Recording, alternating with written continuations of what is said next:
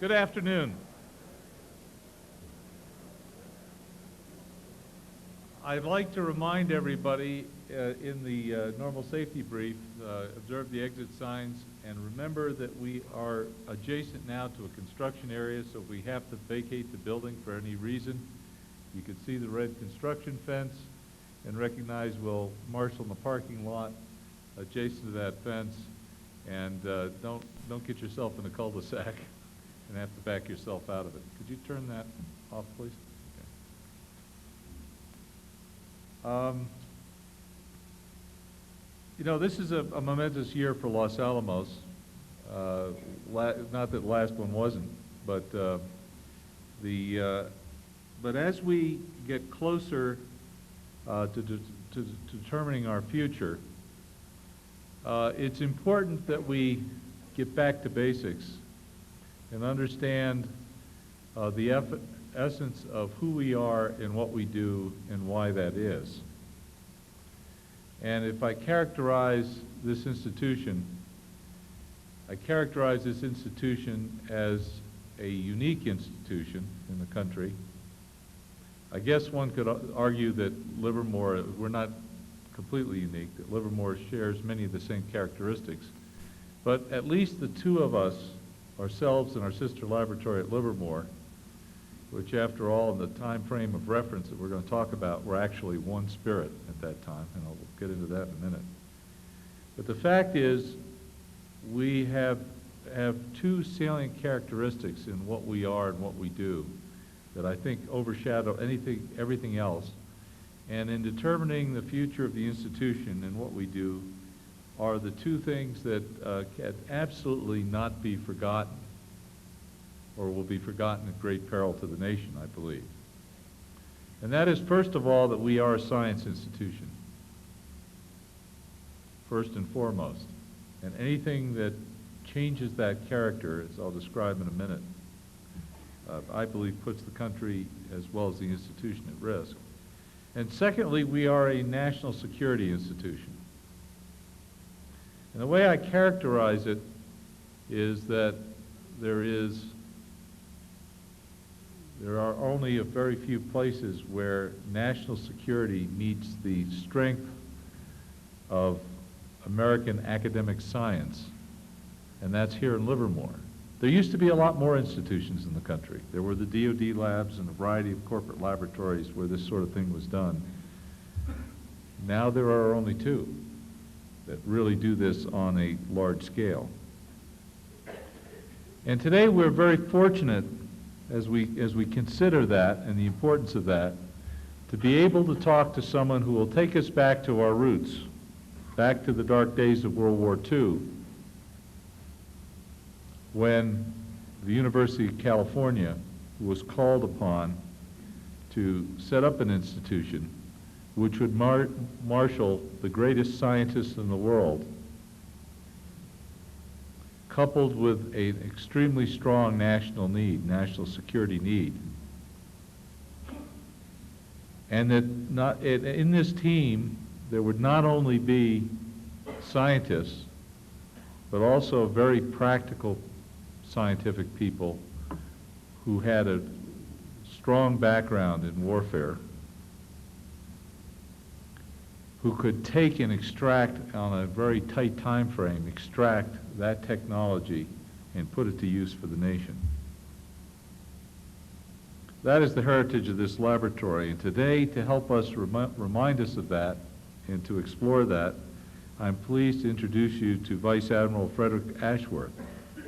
So some people here at the laboratory who have been here in Los Alamos for a long time already know. For those of us who, like me, who haven't been there that long, don't know.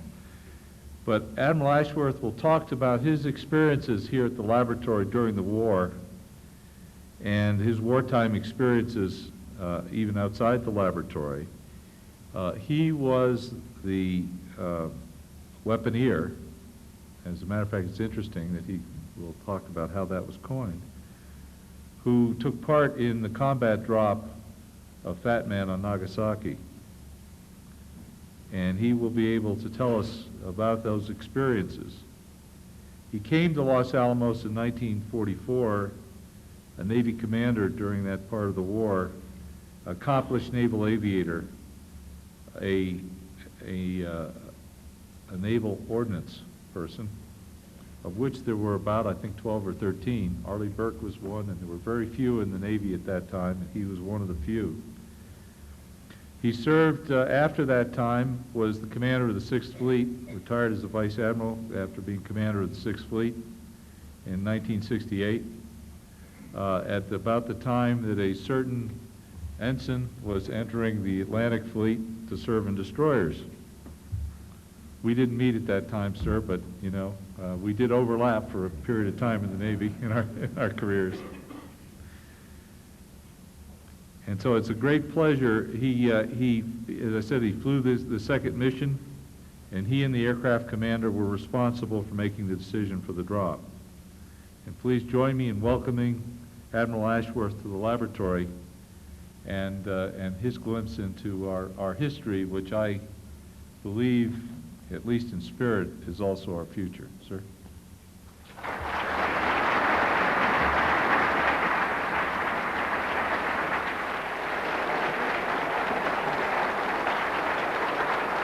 Oops.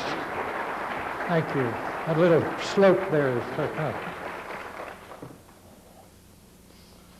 Thank you very much, Pete. I appreciate the introduction. I would also say that early on when this talk was suggested by Mr. Hopkins, John Hopkins, I inquired a little bit about what perhaps might be considered the reason for someone like me coming to make this speech or this talk. And the answer was, well, the people in the laboratory really enjoy hearing some of the old-timers come back, some of those who were here when. And so I think maybe I fit that category. And to prove that, I set up my credentials in that regard. I arrived in Los Alamos in Thanksgiving Day of 1944. My wife accompanied me, and I had my two children, one 18 months old and one 4 years old. We arrived at I was probably the only person at that time of the period of time that did not go through Dorothy Kibben in Santa Fe. But I was told to go directly to the laboratory, and of course I was welcomed in through the gate, no problem. But it turned out that after we arrived, I discovered that babysitters had been provided for my two children, and we were invited to a cocktail party at Captain Parsons' quarters. It was late in the afternoon, and as you might expect, the cocktail party turned into sort of a disaster. But the disaster really occurred when we adjourned from the cocktail party to a square dance. So don't get the idea, never have the idea, that it was all work and no play at the Los Alamos laboratory in those days. I was assigned a set of quarters down where a big house used to be. There's a little plywood square, I'd call it a box, it literally was a box. Had only one door. The heat was a kerosene stove in the middle of a large room. We had two small bedrooms and a little kitchen.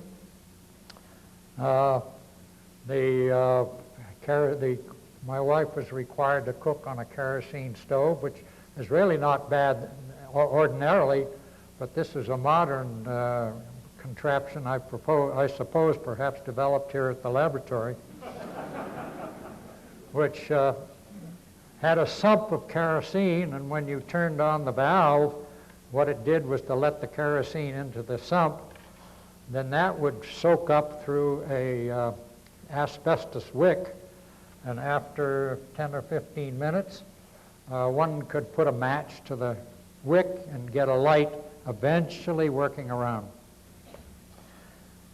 Then if you wanted to turn it off, you cut off the kerosene supply, and you waited until the wick burned out, and you had to put up with the odor that came out of the unburned kerosene.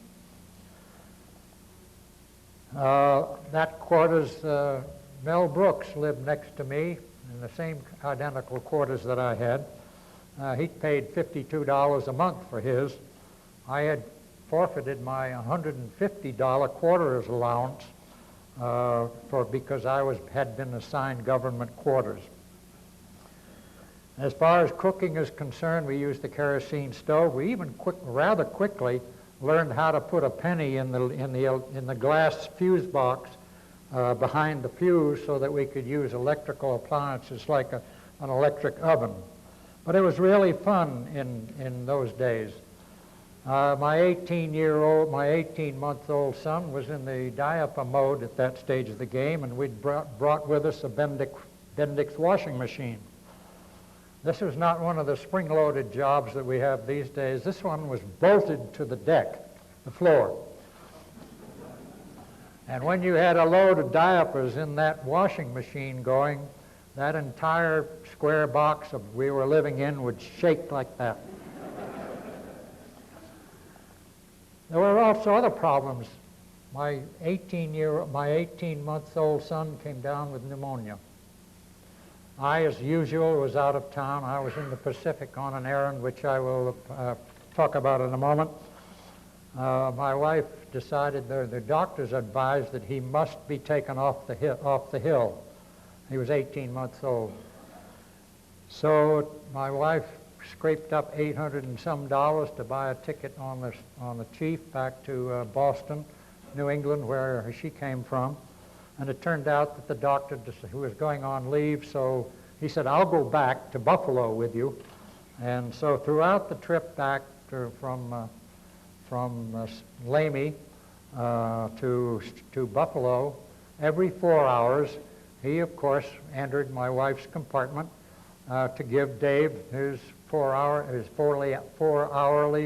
penicillin shot. They finally arrived at Buffalo, and the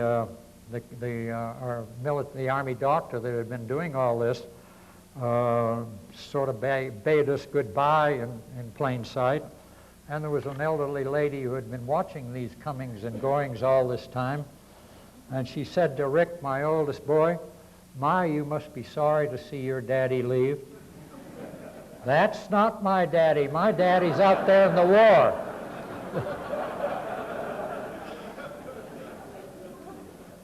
So I think that sort of qualifies me as being somewhat of you've heard thousands of these stories of how it was in the olden days. These are just a few of mine, so I think I really have qualified perhaps as being being one of the old-timers who was here when. I've been frequently asked over the years, how did it happen that the Navy became somewhat involved in the laboratory work and the development of the weapons, and how come, for example, where there was a naval officer on each one of the Army Air Force aircraft that delivered the bomb? Well, I think the answer really to that is that the Navy, it turned out, was able to supply the right talent. And this comes to pass, I think, because the naval education system, particularly for regular officers, was probably better than the other services. The Bureau of Ordnance was an organization which did a lot of their work on in-house. They had their own development laboratories, and as a result of this, they generated a very high-grade, high-level, intelligent group of gunnery ordnance-trained people. In addition to that, there was of course, amongst these so-called Navy people are a lot of the scientific people, and I think probably they discovered that probably the Naval Reserve was probably the more interesting one of the three services. And so we find a lot of the high-grade, high-trained scientists here in Los Alamos at the time were Navy Reserve officers. Amongst them, Norris Bradbury, Commander Naval Reserve, Francis Birch, who ran the program, the development program for the Hiroshima bomb. Then there was Joseph Hirschfelder. Joseph Hirschfelder was a ballistician from the Naval Gun Factory. The laboratory was in trouble trying to figure out how to design this gun that would go in the Hiroshima bomb, and they called on the Navy to send them a ballistician. And this is a ballistics expert. And Joseph Hirschfelder was one. His information that he developed was turned over to the head gun designer in the Naval Gun Factory in Washington. And there the gun was forged, was designed, was forged and machined, and that was the gun that ended up in the Hiroshima bomb. In addition was the China Lake operation.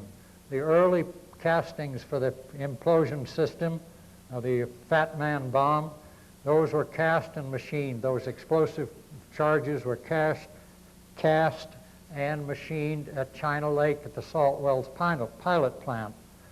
The Navy at China Lake were expert in this because they had developed the aircraft rockets which were propelled by cast propellants. And I just, at this moment, I can't help but comment that it looks as if the laboratory is still looking to the Navy for talent. But the number one individual in this group of Navy and Navy Reserve officers was undoubtedly Captain William S. Parsons, Deke Parsons to us.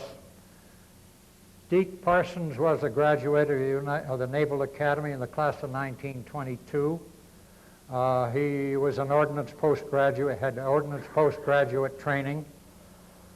He had been gunnery officer on several ships, and particularly the battleship New Mexico. At that time, the New Mexico main battery was having very difficult times with major errors in the deflection of their firing.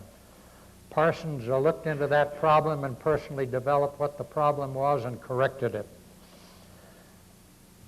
At the time he was recruited for the naval this job out here, he had been working for with the production of the proximity fuse. The proximity fuse turned out has been considered, maybe I better take a swig. Water.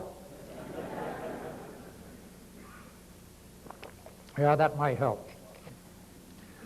But the proximity fuse was being developed, and Parsons was key in that job with Vannevar Bush, Merle Tuve, and Larry Hafstad. And that turned into, have revolutionized anti-aircraft warfare. And in addition, it's a little-known fact that the proximity fuse was also used in the Battle of the Bulge during World War II as an anti-personnel weapon. Some people consider that particular proximity fuse as perhaps not equal to, but perhaps close to the significance of the nuclear weapons as they were later developed. That's a broad statement, but I've heard that stated before. But Parsons was, as I say, our number one expert in the Navy. And if you would like to find out how Parsons contributed to the weapon development here, I would recommend to you reading the Los Alamos book, which I'm sure you will find in their library. It's called Critical Mass, the Los Alamos Laboratory under Robert Oppenheimer.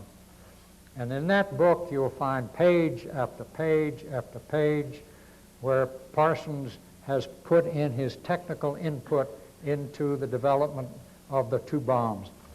Furthermore, Parsons was the driver behind this program and continuously trying to get the thing focused toward the completion of development.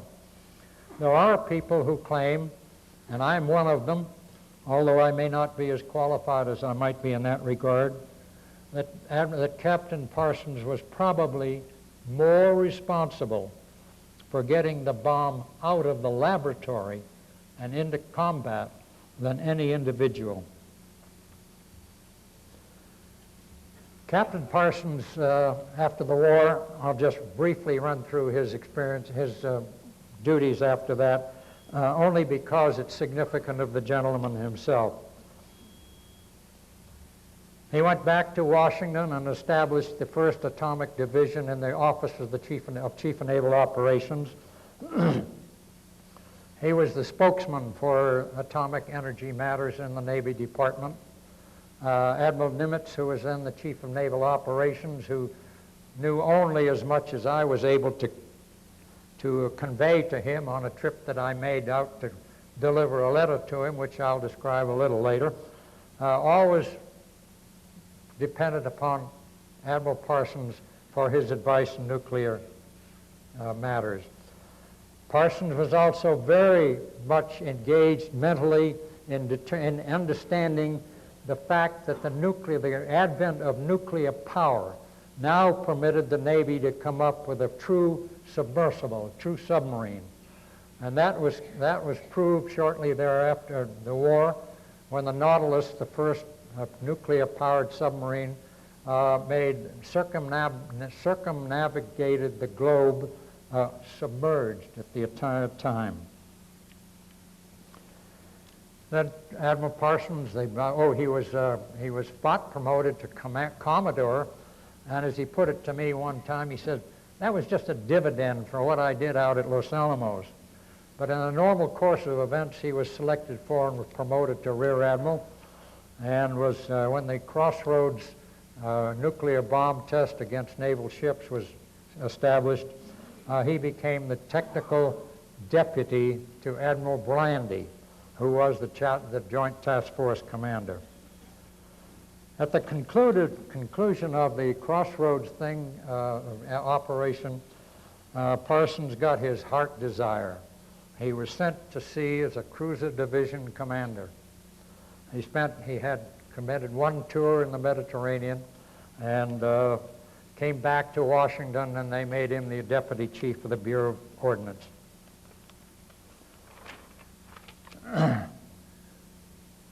Admiral Parsons had a motto that governed his duties in his life, I think, in his entire time in the service, and that was, he said, there is no end to the good that one can do if he cares not who gets the credit.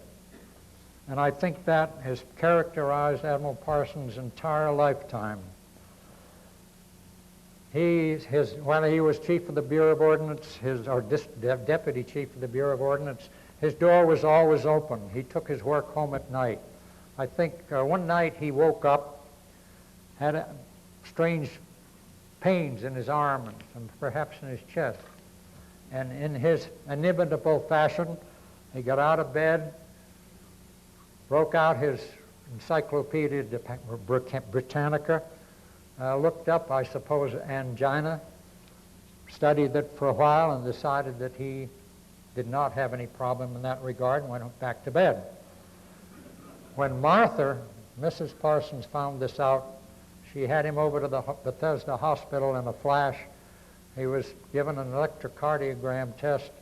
While he was lying on the table hooked up to the cables for the cardiogram test, the trace went to 0, and this great man passed away. I think perhaps I should at this time give a little bit of information on how my involvement in this program came to pass. I am sure that in the early 1943s and 44s, General Groves had it in the back of his mind the time when this bomb was going to be delivered in combat against probably the Japanese, although there was some thought at the time that perhaps it might be used in Europe. The Europe War, of course, overtook events on this, and so that was directed mostly all entirely to Japan. But I think General Groves recognized that the Air Force people who were going to fly this bomb would not have time to train and also be educated in the technical characteristics of the bomb, so that in the event that anything went wrong during these combat missions, that there would be someone on the airplane who could make a sensible decision as far as the bomb itself is concerned. And I think that the obvious choice that General Groves had in this regard was obviously Captain Parsons. There was no one that in the military, the regular Navy, who knew his, equaled his capability and knowledge about the bomb. So General Groves always had spares for everything. He had spares for the plants in Oak Ridge. He had several reactors up in Hanford. And I think in this case he wanted a spare person we later called weaponeer. We coined this word because in the lexicon of the Air Force there was no crew member that description which fitted this particular person. So we decided, well, we'll call it, for want of a better name, weaponeer. So he put in a requisition, or at least he asked the Air Force, the Army and the Navy to nominate an officer to be assigned to the Manhattan District. His requirements for the officer were, first, he had to be a Service Academy graduate. That's Army, Air Force, or Navy. And the Air Force actually wasn't in existence at the time. He had nothing against reserve officers, but for this particular duty, he held in his own mind that he needed a regular naval officer. This individual that he asked for was to have some ordnance background training, some recent combat flying in the World War II theater, preferably in the Pacific, and a football player, preferably a quarterback. And it turned out that General Groves was a second or third string quarterback at West Point. But General Groves had put great stock in the training and the ability of making quick decisions and all that was developed in the football on the football field. Well, the Army came up with no nominee, and the Navy nominated me. General Groves accepted me in spite of the fact that I had not participated as a football player. So I was sent to, it's kind of a long story how I got my orders. I met Admiral Parsons in Washington. He told me to go over to the personnel and pick up my orders to the Army Air Force Base in Wendover, Utah. Wendover? I couldn't know about that. But I remembered as a child when I was about 12 or 14 years old, my parents made a trip across the country, and one of the places we stopped in our camping operation was Wendover, Utah. Needless to say, when I got there, I didn't recognize any of it. But when I picked up my orders at the Bureau of Personnel, the man who delivered to me said, "Well, I don't know what these are."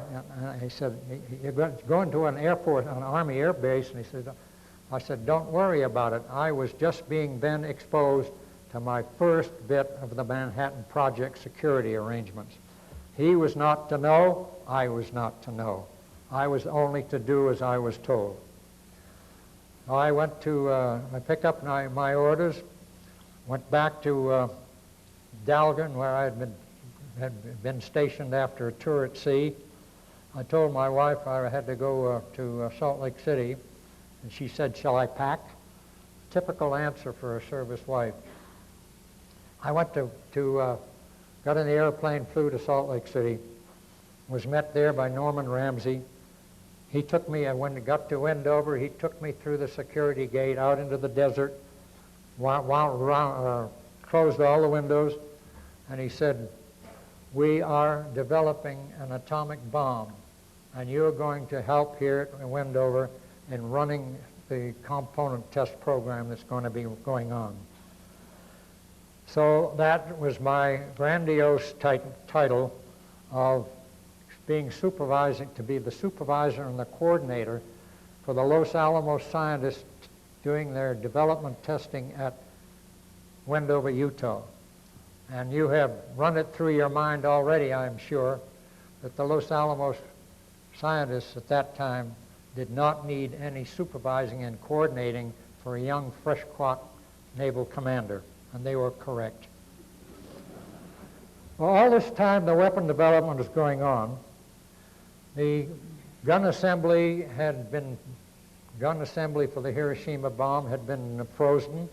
As a matter of fact, the development had gotten to the point where it was felt that this was 100% possible, a probable, successful weapon.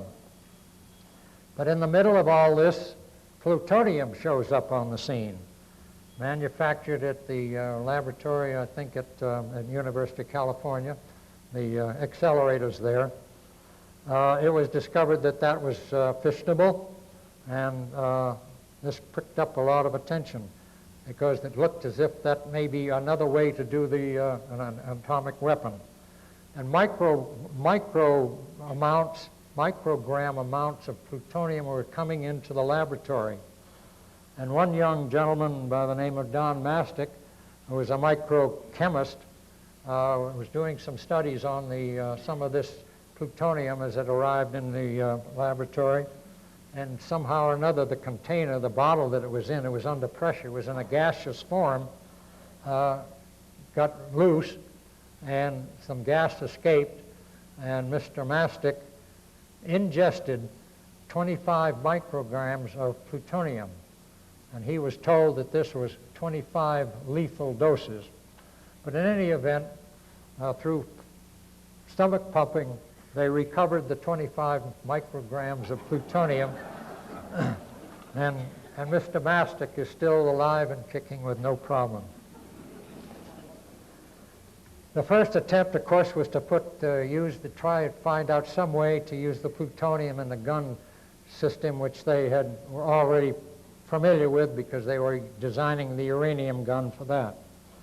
But it quickly developed that this would not be possible on account of the spontaneous fission that was going on in the plutonium product that came from Hanford due to an isotope of plutonium-240 that had a spontaneous fission.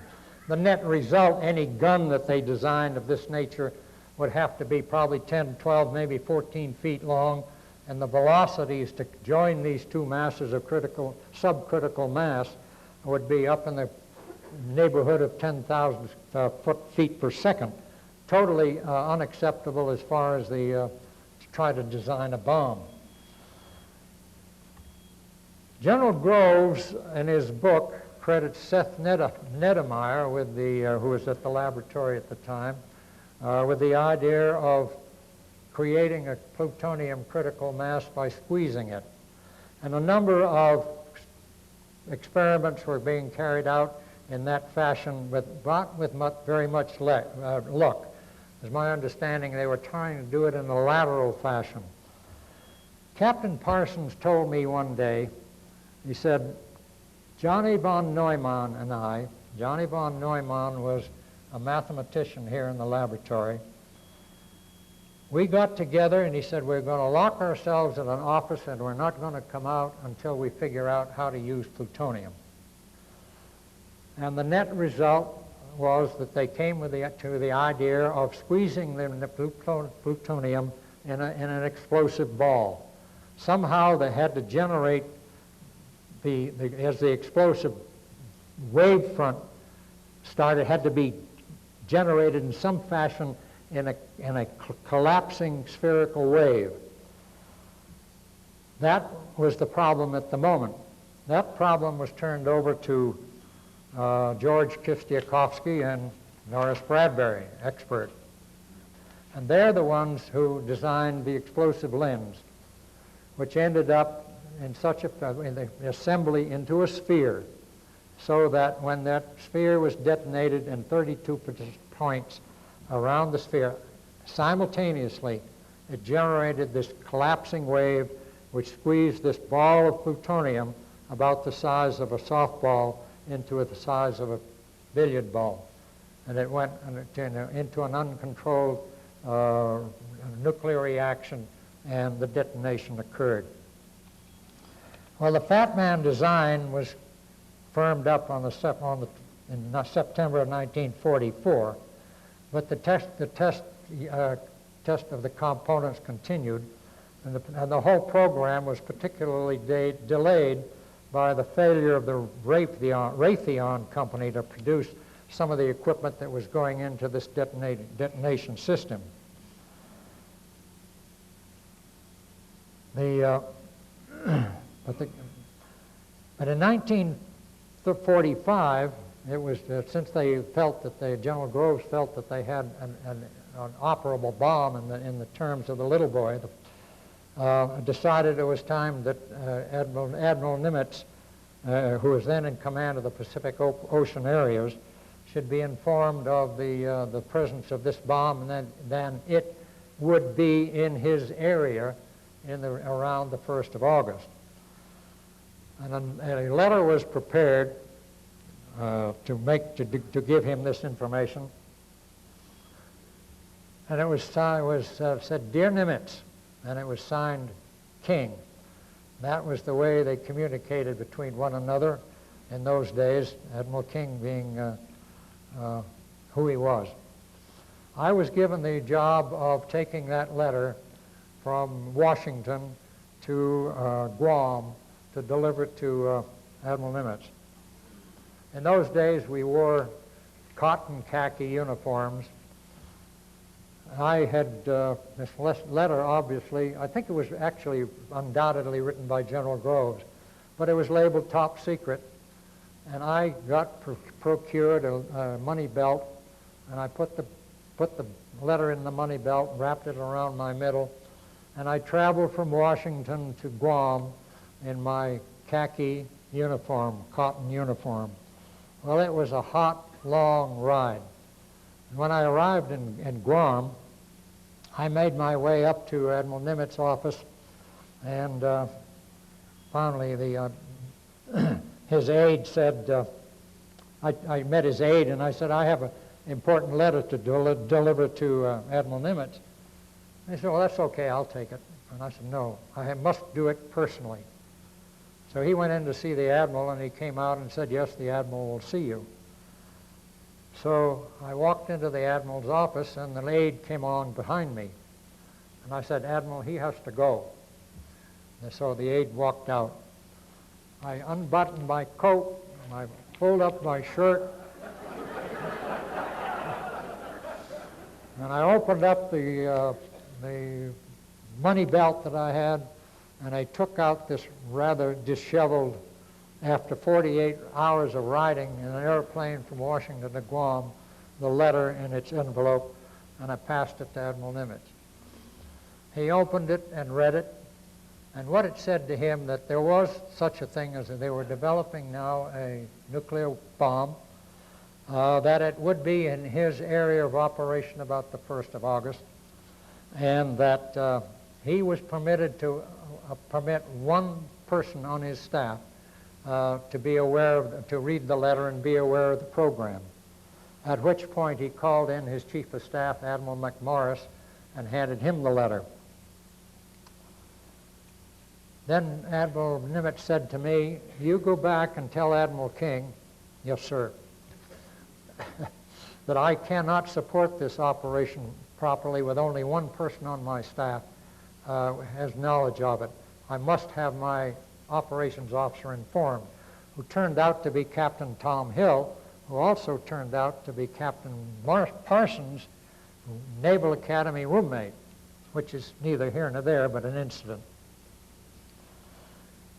Admiral Nimitz read the letter. Amongst other things, he said, "This bomb will have a release of about 8,000 kilotons of energy." I noticed 8,000 versus the nominal 20,000. I think the answer to that is that was probably the best guess of the laboratory, that that's what the yield would be. The letter also said gratuitously, I thought, that the bearer of the letter could answer any problems that he might have in the connection with the bomb. But Admiral Nimitz, one comment was, he says, don't those people back there realize we're holding a war out here? He says, February, is that the earliest we can get this? And I said, yes, and that's an educated guess without any question.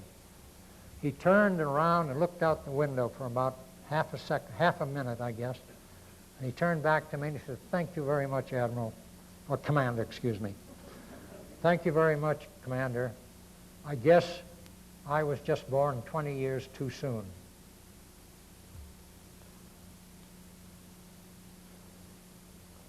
So, and it was during this trip to the Pacific that my youngster came up with pneumonia and was taken off the hill. So my poor wife was by herself on that operation, as many others were in the service those days. It was about this time, of course, in the spring of 1945, that it was the Project Alberta, which consisted of all the Los Alamos scientists and engineers to organize into the organization that would go out to Tinian to assemble the bomb, test it, and load it in the aircraft and send it on its way. And if I may, Roger, have that first one.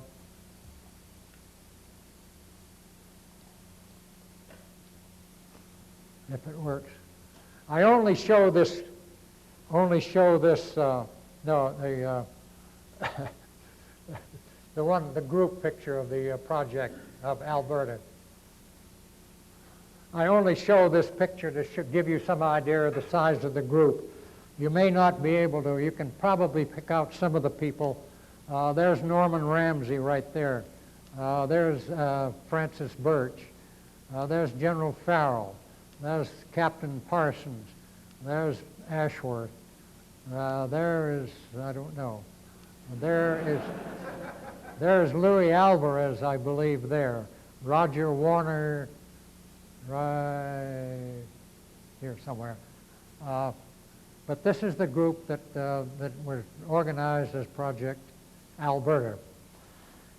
Now that the group had been put together and divided up into responsibilities for the nuclear group, the bomb assembly group, and the rest, their shop lists were put together for their requirements at Tinian, and the arrangements were made for the movement of this group from the United States to the island of Tinian.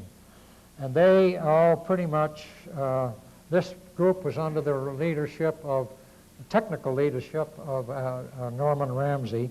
Parsons was the military head. I had the title of being the military alternate, was also the operations officer. While this was going on to get the group organized and put together, the Fat Man unit components were continuing to be tested at Wendover, and also they were being tested at Wendover at the moment. So in May of 1945, the Alberta group was finally all assembled and collected on Tinian. And let's have another.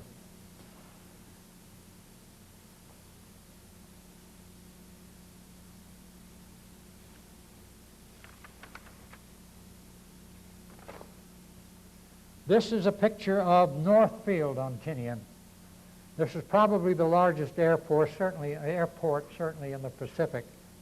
And this is the airfield from which the B-29s made their attacks onto Japan, particularly the fire raids onto Tokyo and that part of the countryside. The next one, Roger. This group we call the Tinian Joint Chiefs of Staff. Norman Ramsey here, Captain Parsons. Colonel Kirkpatrick was the engineer officer assigned by General Groves to build the construction for the requirements of the group on Tinian. He was a class of 1929 at West Point, Corps of Engineers. This is Dr. Ed Dahl, who was responsible for the fusing. This is me, whose leg this is down here. I was told this morning, but whose name escapes me at the moment. So we call these people the Tinian Joint Chiefs of Staff. Kirkpatrick had been assigned a brigade of Seabees to Navy Seabees, which he organized and put in and supervised their construction of all the facilities that were done for the 509th and the laboratory groups on Tinian. Let's do the next one. There's another picture of the same thing. This again is Norman Ramsey Parsons and General Farrell. General Farrell was on the island as General Grove's personal representative. He was an Army Engineer Corps general and was a strong right arm for us out there while we were on the island. Another one.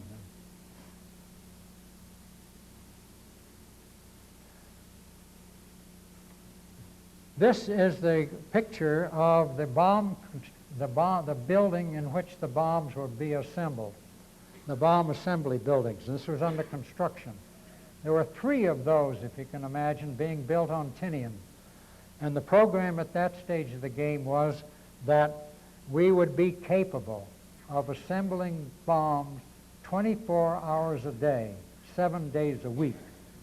Now, where all those were supposed to come from and what we were ever supposed to do with them, I was never aware of. But in any event, these were constructed out there. A prototype of the building was built in China Lake and was rung out there. They actually assembled some bombs out there so to test it, to be sure the building was adequate for the job before they sent it. The next one. These are all pictures on Tinian. This is the finished bomb assembly building here, just like just as we saw the other one under construction. And the next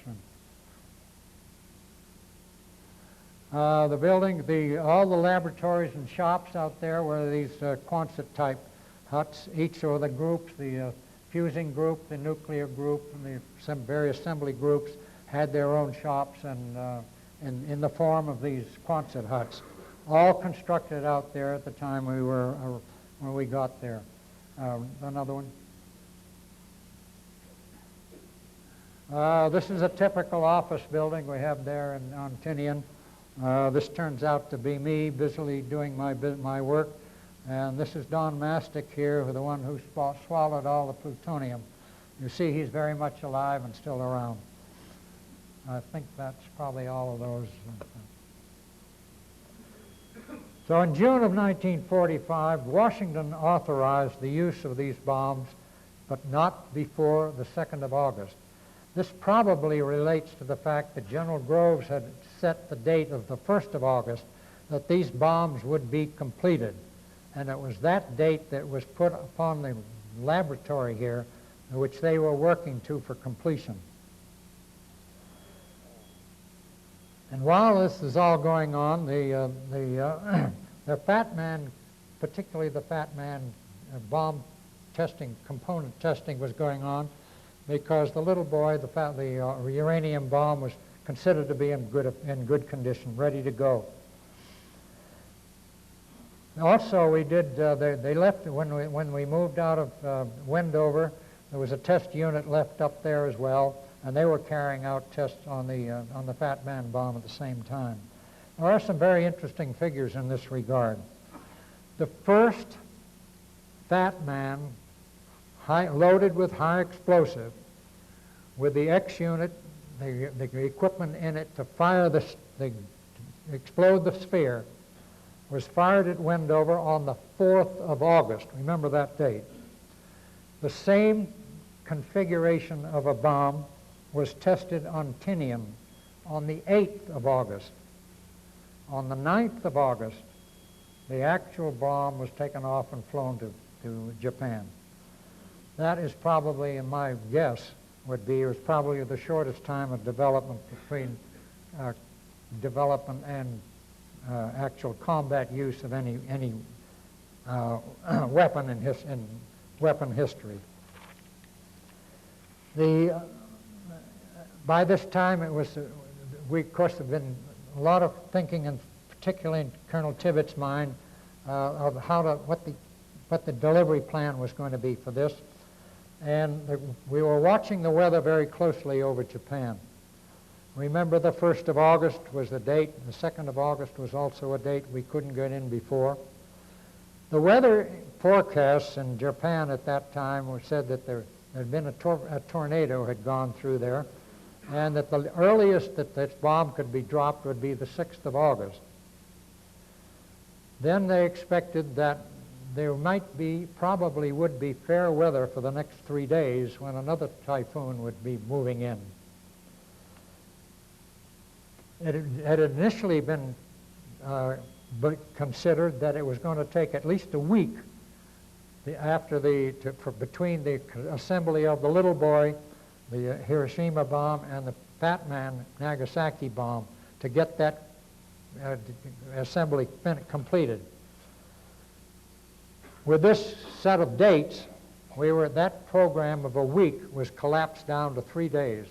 And the assembly people there at Tinian worked day and night to get the Fat Man ready to go. The operation plan for this operation was designed by Colonel Tibbetts, the commanding officer of the 509th Group, and it arranged, General Groves had organized a target committee back in Washington, and the targets that the bombs would be used against had been selected by this target committee. And they consisted of Kyoto, Hiroshima, Nagasaki, Kokura, and Niigata, which is a small city up in northern Japan, which is a main embarkation port for the Japanese troops going to China. The Secretary of War, Secretary Stimson, immediately objected to Kyoto, said that if there's anything left of Japan when we get through with it, Kyoto must remain in its present state. It's the cultural center of Japan, and we cannot afford to destroy it.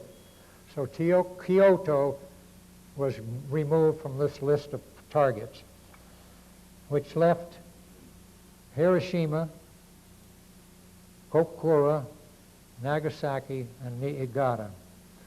The flight plan consisted of, there would be 3 planes in the bomb-carrying group of B-29s.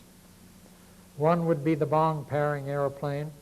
One would be carrying the instruments developed by Los Alamos and the Los Alamos scientific people to try to measure the yield of the bomb when it went off. The third airplane in this group would be carrying observers. We had aboard William L. Lawrence, who was the media pool man for the Manhattan District, was out of the New York Times. Had been totally informed on the whole program. Also on that airplane was Group Captain Cheshire, the only man, I think, as I understand it, in the history of the Royal Air Force who had been awarded a Victoria Cross while he was still alive. Prior to that time, the Victoria Cross, which is equivalent to our Congressional Medal, was always a posthumous award. But this is the observer that the British sent to go on these operations. There were two B-29s designated as weather scouts. They would go to both of the 2 targets. They had a primary target and a secondary target assigned. The weather planes would go first to one to each target in order to report back to the airplane with carrying the bomb what the weather was. The plan would be that the weather planes would take off an hour ahead of time before the bomb carrier group left. Then they would take off for the bomb carrier and the weapons carrier, the instrument carrying airplane would take off together. The flight would go from Tinian to Japan, rendezvousing the airplanes over Iwo Jima, so that they would then, except for the weather planes, these airplanes would then progress together to the target. Hiroshima was the primary target for the little boy bomb, and if we can throw the next thing. This is the crew of the Enola Gay. Incidentally, the Enola Gay was an airplane that had been signed to Captain Bob Lewis. I throw in these little odds and ends, I think, because they're interesting. It was this custom in the Air Force that the crew would get together to name their own airplanes. And it turned out that the crew with Tibbets and his, well, actually, the plane was under the command of a Captain Bob Lewis, and he'd not gotten around to sign to develop the name of his plane. So Tibbets, who decided he was going to use that airplane on this flight, sent somebody down to, without any reference to Captain Lewis, and said, paint Enola Gay along the side. And that's how it got to be called Enola Gay. This is the crew of the Enola Gay, plus some others. Let's see. There's Captain Parsons. There's myself in sort of a truculent attitude. I don't know quite why. This is Tom Farabee, who was the bombardier for one of the best, probably one of the better bombardiers in the Air Force at the time. This is Dutch Van Kirk, who was the navigator for the Enola Gay. This is Paul Tibbets. Here was the pilot. And I don't know how Sweeney sneaked in here, but Sweeney was the pilot of the boxcar that went to Nagasaki. So this is the crew of the, short of me, was the crew of the Enola Gay.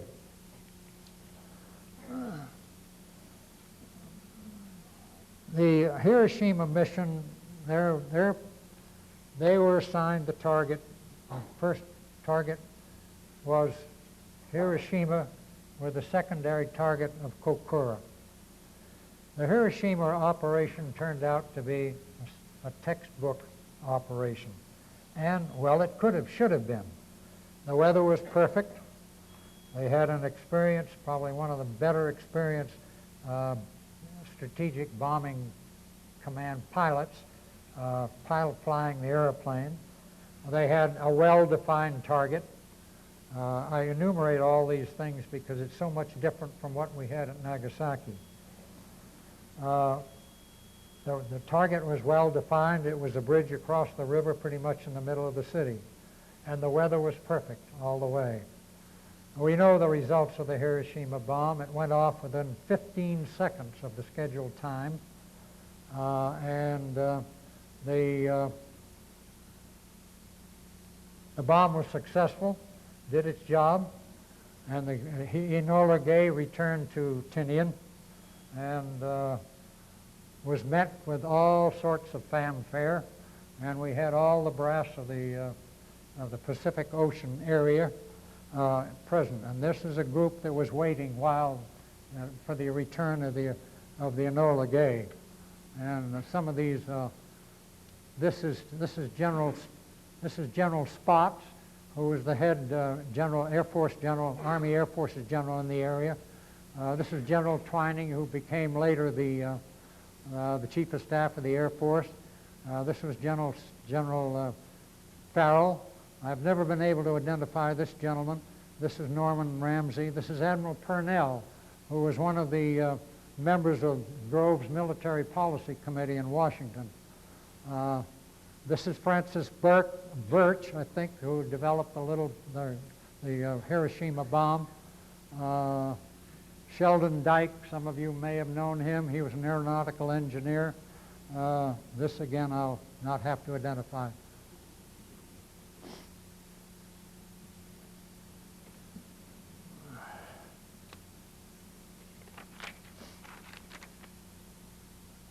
Well, we all know oh, I have another slide there. There was great fanfare when this came back. Oh, this is another view of the same group. We don't need that any longer. There's myself and General Spots and General Twining. As soon as the Enola Gay landed on Tinian, Tibbets stepped out of the airplane, and this is General Spots, the head general in the area, just about to pin the Distinguished Service Cross on Paul Tibbets. It's been my opinion, and I've expressed this out loud to a number of people, that the Air Force shortchanged Captain Parsons when it came time to put out awards. Parsons had no decisions to make during the actual operation, but he did. He actually loaded the gun while they were on flight for the little boy bomb. He was responsible for it. He personally identified the target and reported the same to the pilot, that verified that he was indeed attacking Hiroshima. Admiral Parsons was awarded the Silver Star. I've always felt that he was shortchanged by the Army, but that's neither here nor there. So now came time for the next bomb, the Nagasaki bomb. This mission was intended to fly exactly as. Let's have the picture of the. This is the front end of the box car. Box car being the name of this airplane, because it had originally, in the organization, it had been assigned to Captain Bach, and with the crews getting together to decide their names for the airplanes, it was a rather obvious course of events that named it Bach's car. The flight plan for our trip to Nagasaki with this bomb was planned to be identical with the plan for the Hiroshima operation. The problem being, however, that there was a storm over Iwo Jima, and we were unable to rendezvous over Iwo Jima, and we were required to fly directly to the Empire, and we picked a small island off the island of Kyushu called Yakushima, over which the airplanes would rendezvous. While the boxcar was being checked out by the flight engineer, Sweeney climbed out of the cockpit and came over to talk to Colonel Tibbets, and we got a picture here of. This is while we were waiting for the takeoff of the box car. This is Tibbets. Tibbets here, and I'm here. This is Admiral Purnell again. Sweeney climbed out of the airplane and came over and said, "Boss, I can't transfer the fuel from the after bomb bay tank into the main system." And he said, apparently the fuel's in. We haven't got time to switch the bombs into another airplane. And he was essentially asking Tibbets what to do. Tibbets says, "You don't need that gas.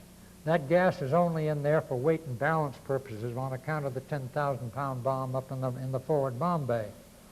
And he said, Tibbets essentially said, "Get on with the mission and do not spend more than 15 minutes at the rendezvous." Now that becomes an important point later. Tibbets Sweeney got back in the airplane. We all boarded and took off without event and headed for Japan. We arrived at the rendezvous point. On the way up during the transit from Tinian to up to the area of Japan, the electronic assistant that I had with me, who was taking the pulse of the bomb through a little black box that he had that Leon Smith knows all about, was able to check the storage battery condition, the firing circuits, the fusing circuits, and all the rest of the part of the bomb. One of the tests that we made on the way to Japan, all of a sudden a light came on the test box, and what that said was, this bomb is now fully armed and ready to fire. According to that signal, if we'd had a spurious signal into the fusing system, presumably, I think there are the details which wouldn't have caused this to happen, but this light went on, and it stayed on. Well, this got to be a little consternation on our part, and I thought it was time to let Sweeney know what was going on. And so I climbed up in the front cockpit, and I said, or we're up in the front office, and I said, we got a little problem back here, but we're going to take care of it. In the meantime, Phil Barnes, who was this electronic assistant, had broken out his blueprints, and he'd taken the sides off this test box and started going through the circuits. And he discovered that there was a missetting of one switch. He put that in the proper position, the light went out, and everything was fine. Except, later in the writing by the Air Force that's been told about this story, is that a flashing red light had come on. Well, a flashing red light sounds pretty dangerous, and that's been made a big point by the Air Force that we were really in trouble because we had a red light flashing off that test box. But it amounted to nothing, and we continued it on the way. We got to the rendezvous, and within 5 minutes, a second B-29 arrived on the scene. Now, I'm back in the navigator's cockpit. All I had to look out was a port in the side of the airplane about this big around, and I was not aware which airplane it was that had arrived.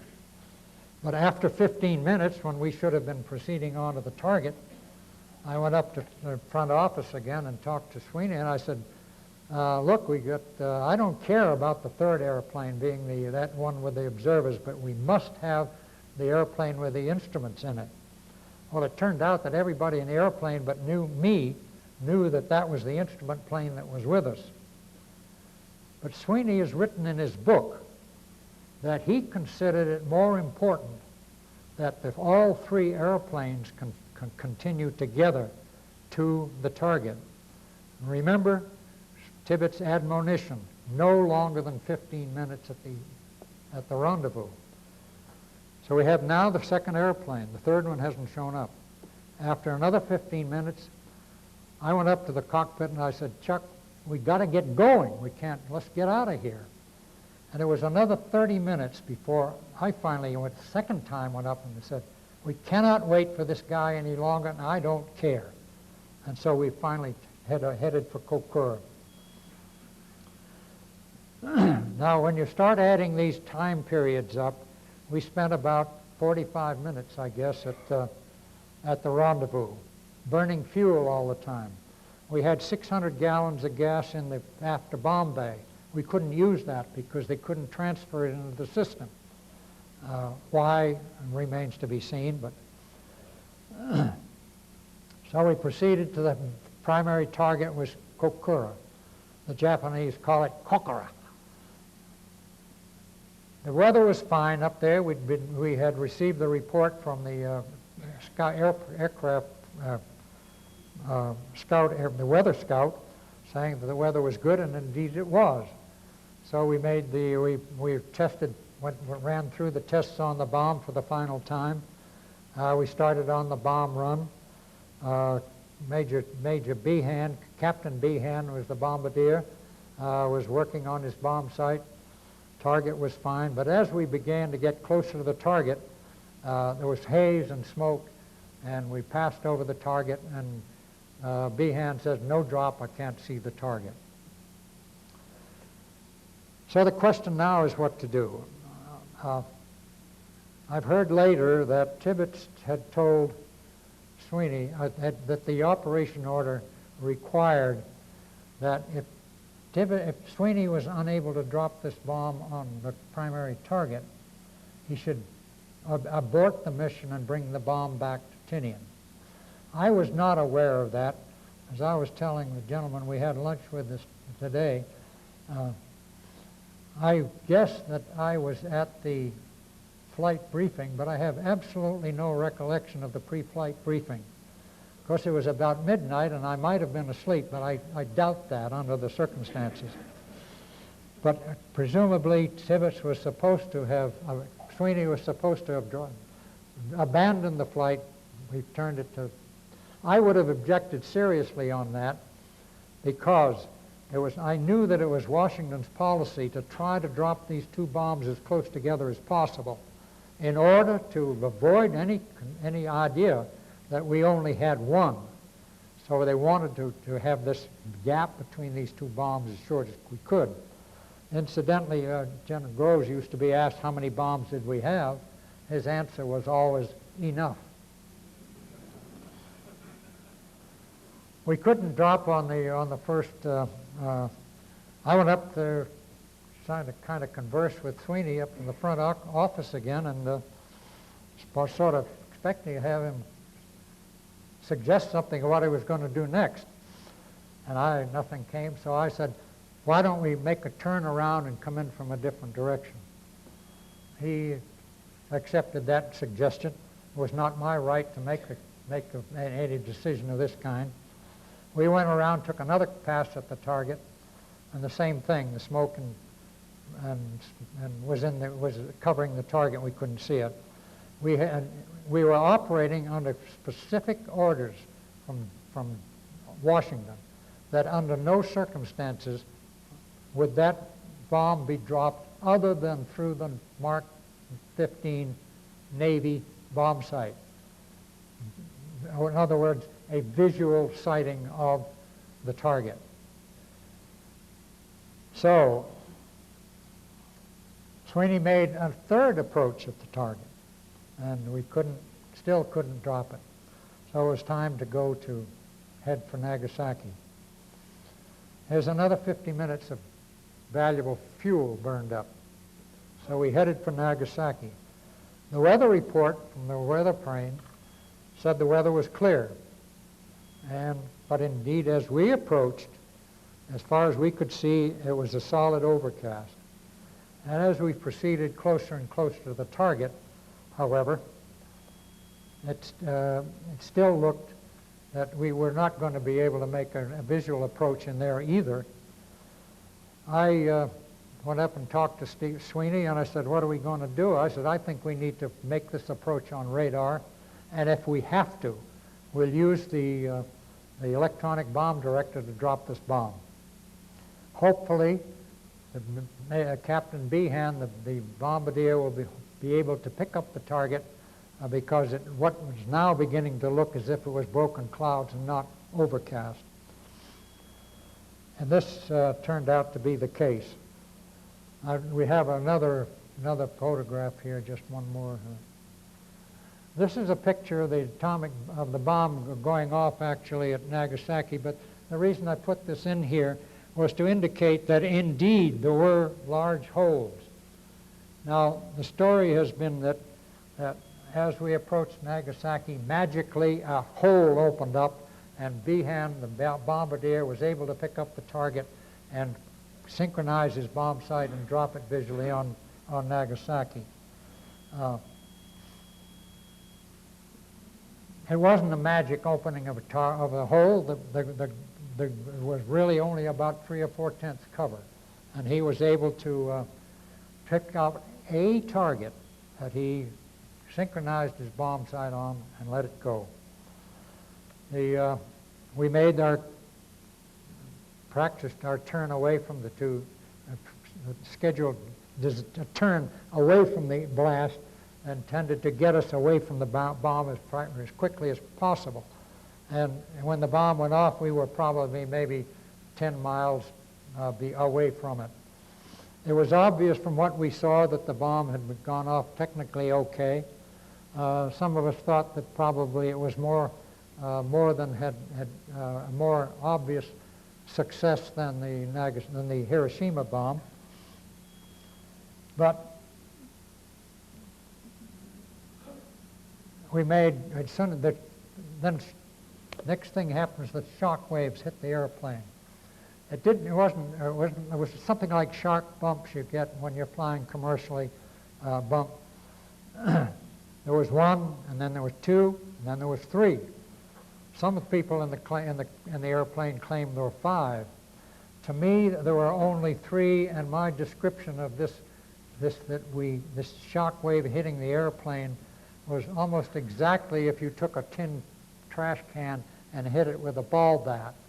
There was more noise than anything else.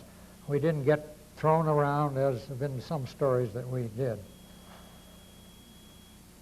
So we turned around, made one pass around the target and headed for,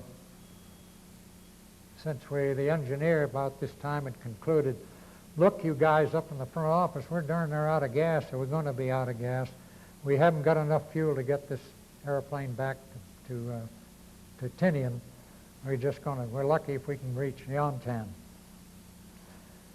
So we made one circle around the tower of smoke to see if we could figure out where the bomb went off and headed for Okinawa. It was necessary to send in a strike report at this time, and this was done by the means of a code that we'd worked up ahead of time that consisted of names of fruits and certain numbers and certain categories in this code. For example, the code we finally sent was a certain orange one that said Nagasaki. And we said the time, Greenwich Civil Time. The next one was conference required before any public release is made. That was one of the things we had doped out ahead of time as a possibility. The next one was technically okay. Another one was, again, picked out from this code. Another one was about the same as Hiroshima. And the last one was trouble in aircraft fuel preceding Yontan Field, Okinawa. So we headed for Okinawa in a long, slow glide, engines back. When we arrived at Okinawa, the pilot called the tower trying to get landing instructions, and like any big airfield like this, there was a lot of chatter going on and nobody paid any attention to him. There were airplanes going in all directions. So finally, Sweeney was playing it very smart. He was flying very close to the field. And he went on the radio and he said, this is his name he had, I'm coming in. And he told the navigator, you fire all the rockets we have, the Berry pistol rockets out the side of the airplane. They were usually to announce trouble in the airplane. The red one said we have wounded aboard. The other one said we were short of gas. And so Sweeney said, fire them all. So the navigator pushed his Berry pistol through the side of the airplane and started firing flares. And so we kept continuing making the approach. I looked out the pilot's window from where I was back in the navigator's compartment, and I could see the end of that runway out there, not very far. And there was a little bulkhead about 18 inches high between the flight deck and the navigator's compartment, and I was down in a small ball with my back up against that, because I was sure that we were going to, without any question, run off the end of that runway.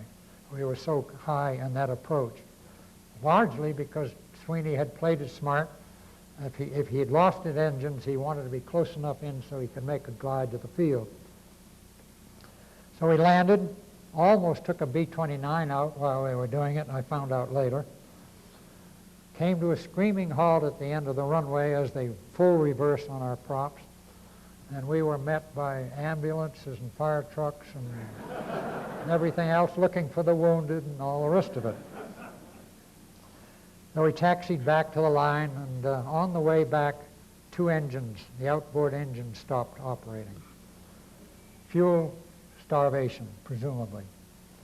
I've often wondered whether it's normal practice in driving a B-29 when you're taxiing, you cut the inboard engines and taxi with the outboard engines because you got a better control of it. But the story is that those two inboard engines stopped from lack of gas. In any event, we got up to the operations line, and the next problem that I had was to get an amplifying report back to the base. So, the first thing we did was, shortly after we arrived, the instrument plane that was with us, he arrived, and then Hopkins, who was in had the observers aboard, who had never shown up at the rendezvous, he arrived, and I got out my target maps, and we put them on the front of a Jeep, and I said, we've got to figure out where this thing went.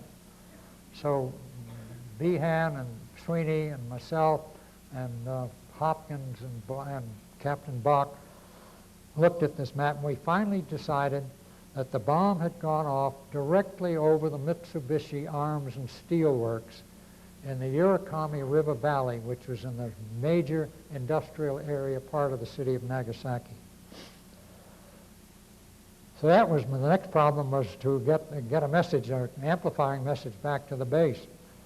So Sweeney and I went out in the street and we commandeered a Jeep with a young driver in it. I had a shoulder holster with a .45 caliber pistol in my, I guess in my arm, which I guess was a pretty good persuader.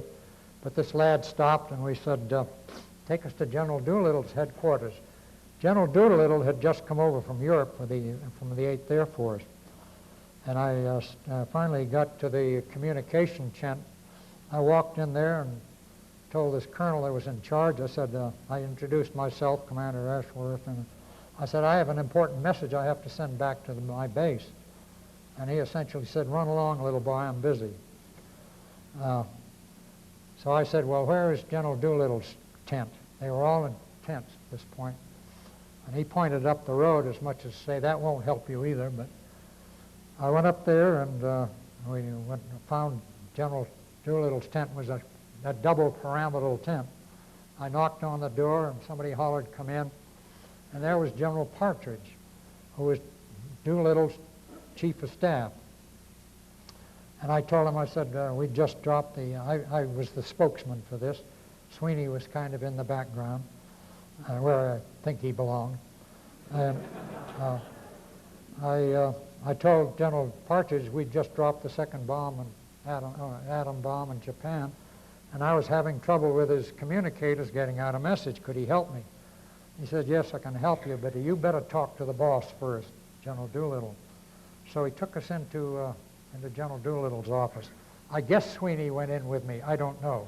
He now writes it up that in his book, precisely the story that I am now relating. So which one is, I know which one is correct. But I laid the maps that we had, the target maps that we had out on General Doolittle's desk, and I said, well, as we were supposed to be hitting down here in this, more or less the center of the city, I said, but we're quite sure that the bomb went off up here in the industrial part of the city.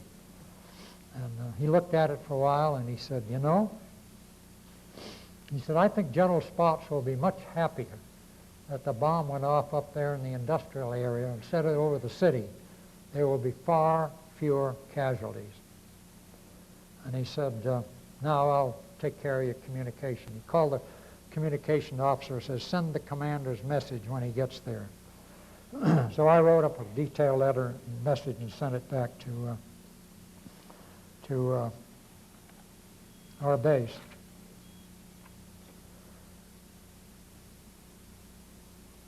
We have one more, I think one more slide. In this conversation we had with trying to decide where this bomb had gone off, Sweeney Tibbets, the bombardier, mentioned very clearly, he said, I aimed I aimed at a racetrack. And it probably is a stadium, and it's right there.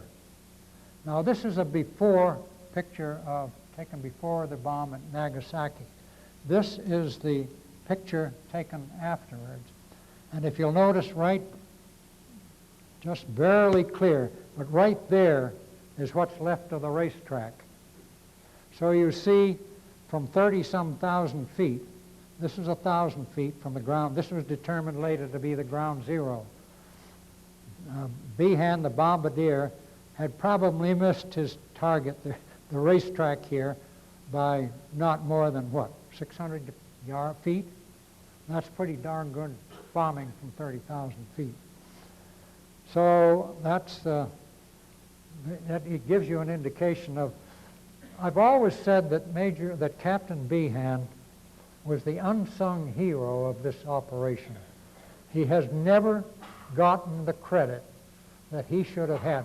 Now, I've described the situation that we were in as we approached Nagasaki. Behan recognizes immediately that I have only one chance of dropping this bomb. There's no chance to go back a second time. We haven't got gas enough and still get ourselves back to a friendly territory. So he was under the tremendous pressure of having to drop that bomb and drop it accurately. And this, you have seen the results, which I think is, and Captain Behan, in my estimation, has never been given credit for that marvelous performance of duty. It turned out also that same day there was Behan's 27th birthday. Well, there's been a lot of critiques about it. As you can see from this, I'm sure you've gathered a couple of conclusions. And that is that it wasn't a very well-run mission. Was the airplane commander really in charge? I had to go up and prompt him a few times.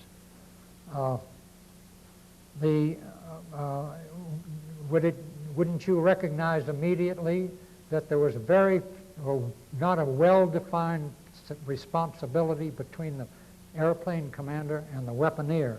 I was up there talking to him about things he ought to be doing. That was not my responsibility. My responsibility was with the bomb itself. There's a bit of incredible information which may come as a surprise to most of you. This was Sweeney's first combat mission. He had made a couple of runs, I think at least one run with a pumpkin, which was the training bomb that we'd put together with like a fat man bomb with a high explosive in it, and those were provided to the air group for training purposes. Sweeney had made one of those trips. That trip he had aborted and also jettisoned the bomb itself. So there have been a lot of controversy and critiques of this operation. Colonel Tibbets has written in his book, largely which in many instances he said if Sweeney had told Ashworth to shut up, there wouldn't have been any problem. I admit that Sweeney should have told me to shut up about the making a couple of approaches at Kokura. The Dr. Alvarez, who was out there at the time, has written a letter 20 years later to General Groves. And he said, I don't know, General, whether you have ever been told the full details of the Nagasaki operation, but I think you really ought to know about it. And he proceeded to tell them about all the mistakes that we made all the time while he was sitting back on Tinian. His final conclusion was to General Groves. Let's see, how did he have it written? It says, this was the most abominably abominable run mission in the history of strategic air warfare. General Groves answered that question, that letter, and I saw his answer. It was very, very short. It said, It has never been my policy to Monday morning quarterback successful operations. Japanese capitulated 2 days after the Nagasaki bomb was dropped. So that's my story. But I'd like to thank you for this opportunity for one who was there, an old-timer, to tell you of some of the successes of the story of Los Alamos. The never-before-completed scientific effort of the Manhattan Project, the creation of the bomb here at the laboratory, and its first use in warfare has been classified as the most significant event of the 20th century. That, I say to the laboratory, this is your heritage. Guard it well. Now, after the war, when Robert Oppenheimer prepared to leave the laboratory, he gathered his associates and friends together to say goodbye. I was not privileged to be there, but I can see that meeting just as clear as crystal. Here was this intellectual giant of a man, small in stature, almost wraith-like in figure, sometimes called even emaciated. I knew him slightly, but I held him in awe.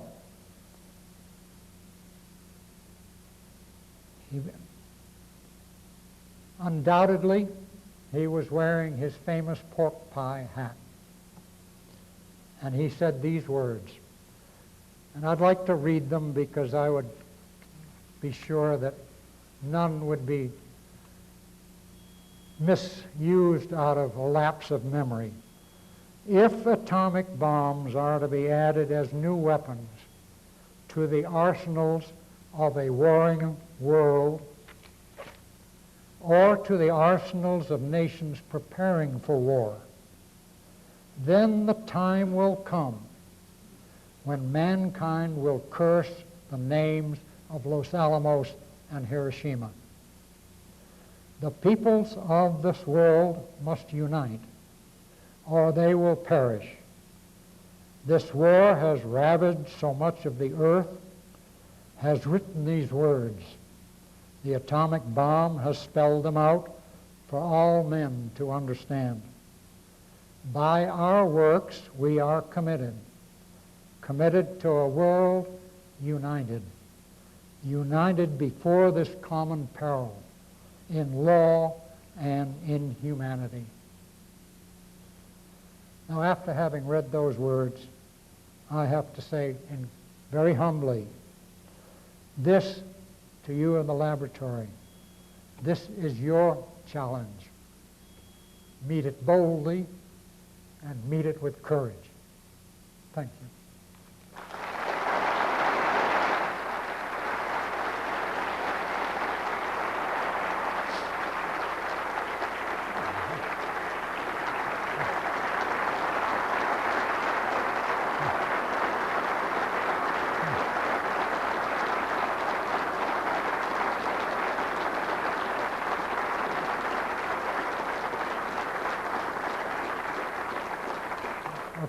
Thank you very much.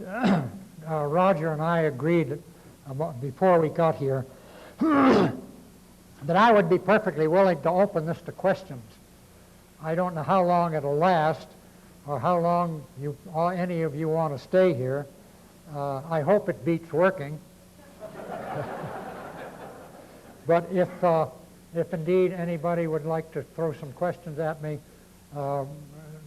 Roger is prepared to carry a microphone around and shoot them at me, and I'll be glad to try to answer them. Otherwise, if there aren't any, I think that's... Does anybody have that feeling at all?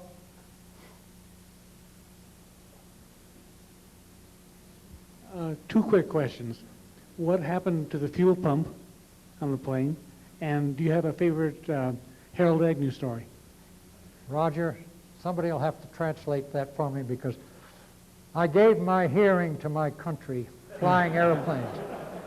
Shall I try again? What? Oh, the fuel pump. After that airplane got back, what happened to the fuel pump was the question in the box car, that we couldn't transfer the gas from the after bomb bag tank. After we got back, the flight engineer box car, the regularly assigned flight engineer, got in the airplane, flicked the necessary switches, gasoline was transferred. I think what that says is that in a large airplane like these B-29s, there are all sorts of idiosyncrasies between aircraft. And what the situation that the boxcar engineer had gotten to, he reached the point where he knew exactly what little tweaks he had to give his systems to make them work. And I think this is what happened here. The engineer from Sweeney's crew tried to do it like he normally does it, and it didn't work. That's the whole answer. There really was nothing wrong with them. Do you have a favorite Harold Agnew story? Hmm? Do you have a favorite Harold Agnew story? Huh? A favorite Harold Agnew story? Huh? Do you have a favorite Harold Agnew story? A favorite Agnew story? Yeah. No. No, I wish I had a favorite Agnew story. I knew Harold Agnew quite well. He went out there with us with the project. I should have pointed him out there in that group of the Alberta group. But he was Harold Agnew was just one of the boys with us. He was, by that I mean I think he'd recently graduated, but matter of fact, I think he actually went back to college to get his degree after the war was over. But he of course later came to be ultimately the director of the laboratory. But as far as any stories are concerned, I have none at all. I was wondering about the third airplane that had the observers. What happened to it besides showing up at the end? Did this real story of the third airplane ever come out where it was? Oh, the third one? Oh. Well, that's a good question, too. The pilot of this airplane was Major Hopkins, who was the operations officer for Paul Tibbets, the 509. He was obviously an experienced pilot. The best of our knowledge, we don't know what happened to him. It's never been determined why he didn't arrive there at the rendezvous with the rest of us. He had this group captain from the Royal Air Force, the Victoria Cross man, who had also been doing bombardment, flying over Europe. In his later comments, he couldn't understand what in the world could be going on through this Hopkins' mind, because at one point he was up as high as 39,000 feet, presumably. Apparently he was in the area, but it's an interesting point to make that Sweeney and Hopkins had some kind of a minor altercation before the airplanes left that had to do with how they would make their rendezvous. And I never learned what this was all about, but apparently Sweeney had no confidence in Hopkins arriving there at the proper time, and it might well be in the vice versa, I don't know.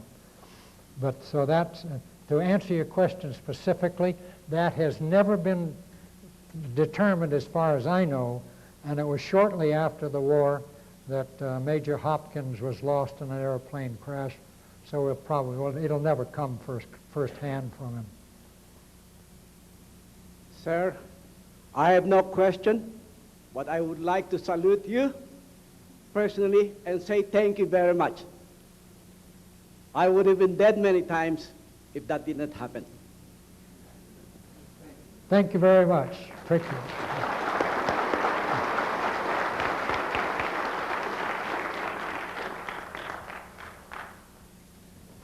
My father served in Bataan, walked the Bataan Death March, made his way to Camp O'Donnell, to Camp Cabanatuan, and was ultimately sent on the Onakamaru across the Sea of Japan to the Japanese mainland. He was working in some coal mines. He passed away 10 years ago. He was 78. He was working in some coal mines near Nagasaki. I'm going to get through this.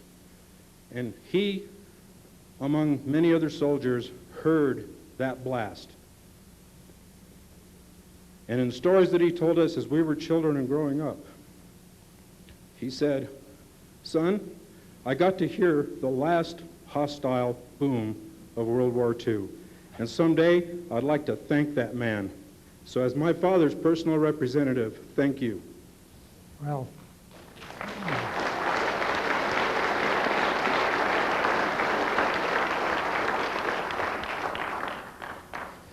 in connection with that, I can't help but make a very short comment. There's a friend of mine, a Japanese lady, who is now working. I'm not sure she's an American citizen. She's married to a Japanese, but she's certainly totally Japanese. She has dedicated a lot of her time to trying to get restitution for the prisoners of war for the amount of money that they should have been paid for their slave labor in the coal mines and the mines in Japan. Unfortunately, this apparently is sort of a hopeless thing to have happen, because the peace treaty between the United States and Japan specifically says that all this peace treaty cancels out all future claims.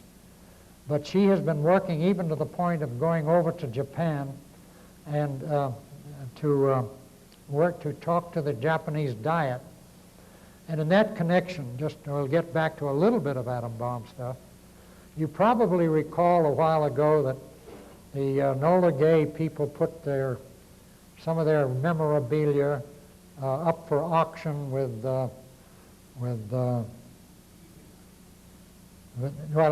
eBay was early on, Butterfields in San Francisco, and there was a gentleman from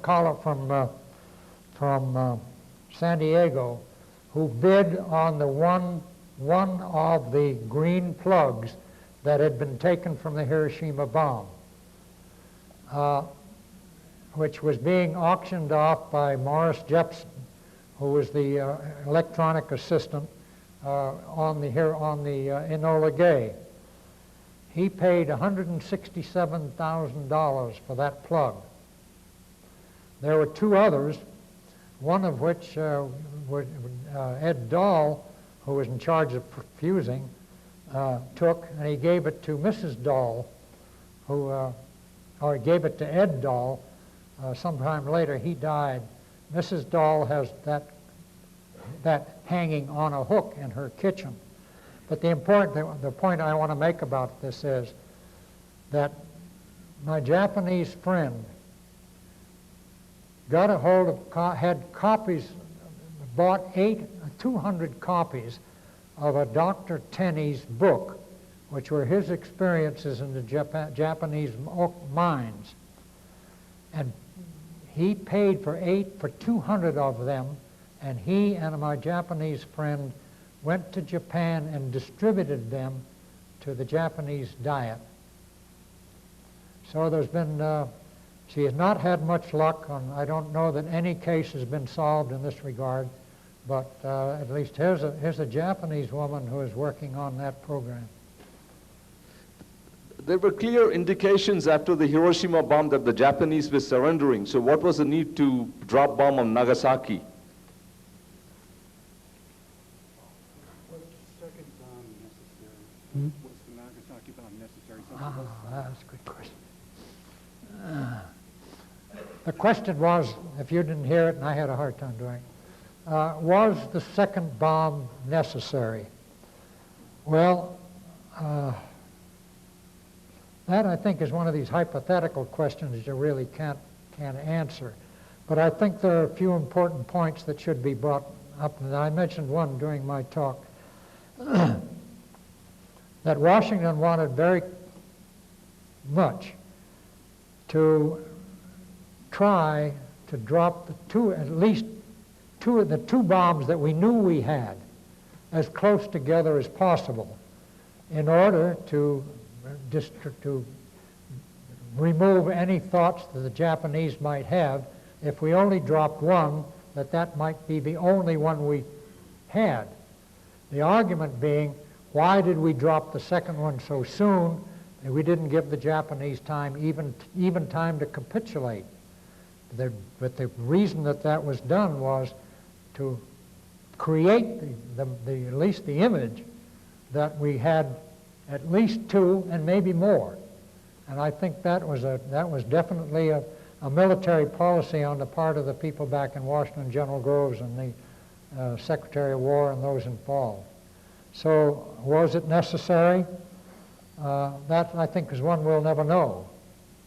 But I think from that point of view, the fact that it was dropped immediately was, to my way of thinking, the convincer. Hirohito was in the position then of saying, hey, wait a minute, how many more of these do we have? And I think that's exactly the attitude that Washington was trying to promote with this idea of bringing these two bombs together as closely as possible. Where did the name Enola Gay come from? Does it mean something, or? Well, I mentioned that where did it come from? The Enola Gay was Colonel Tibbetts' mother's name. Maiden name, perhaps, since his name was Tibbetts. And he told the whoever in the air group did that kind of thing. This was, I think, the morning before the day before, the night before they took off for Japan, to go down and paint Enola Gay on the side of Bob Lewis's airplane. In connection with Bob Lewis, there's on the 40th anniversary of the bomb, Time magazine came out celebrating the articles on the 40th anniversary, and on the front page of Time magazine, they quoted a thing was alleged to have said by a statement which was led to have been said by Captain Bob Lewis, who was flying co-pilot for Tibbetts. And what was quoted on the front of the magazine was, "My God, what have we done?" In actuality, Bob Lewis was keeping a log. As a matter of fact, he was talking on a microphone that was being recorded on the airplane's communication system. And what Bob Lewis actually said was, after that bomb went off, "My God, look at the son of a bitch burn."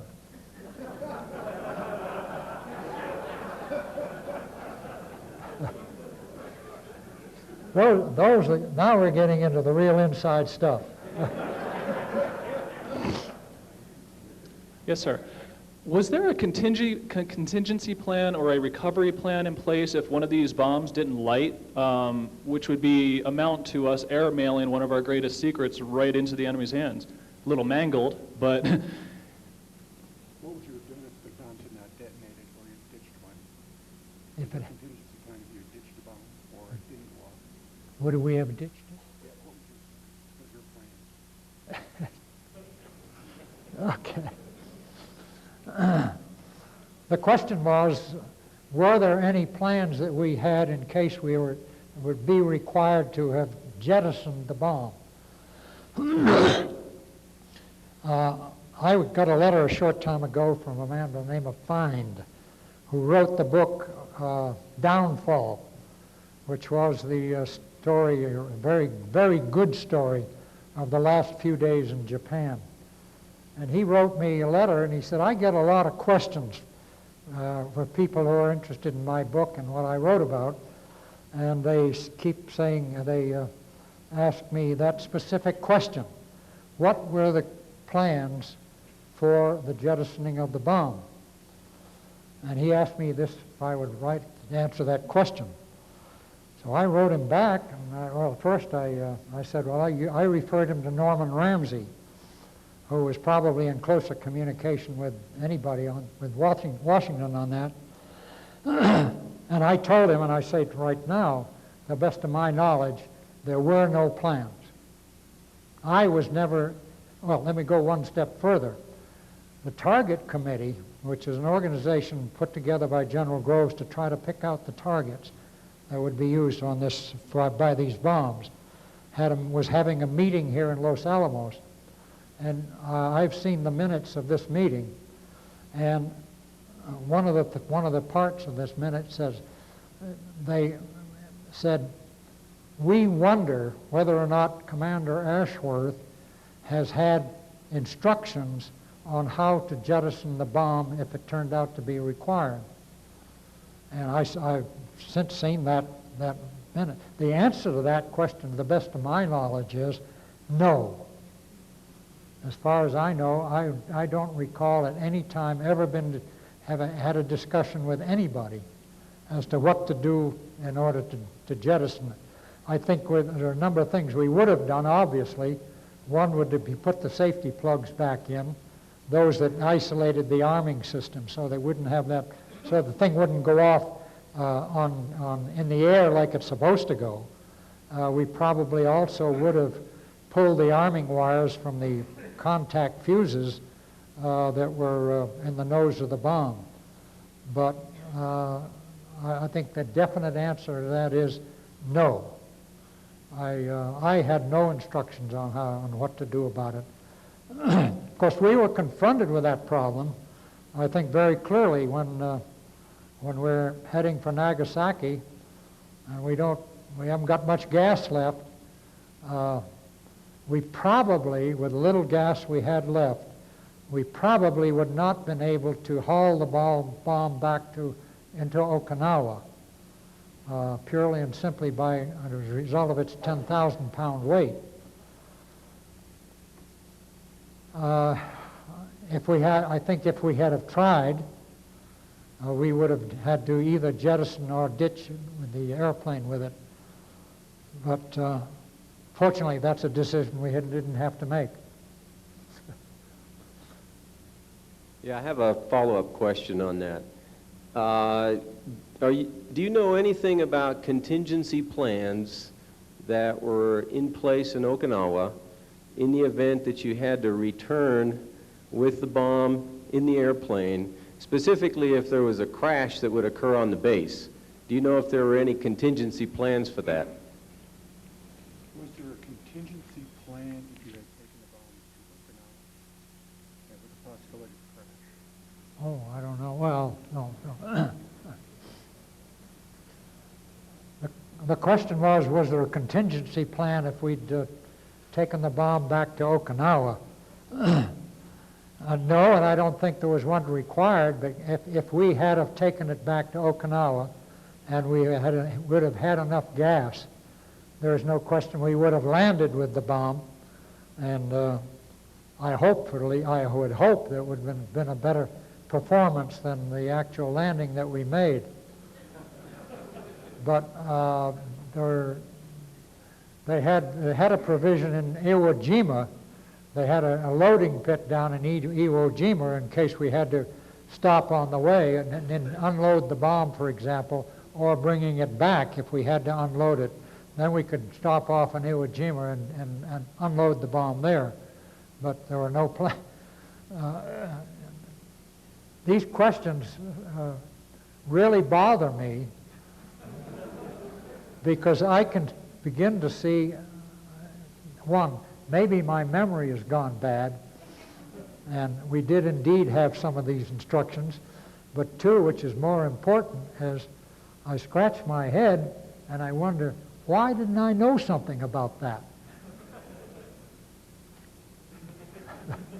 Thank you all very much for coming.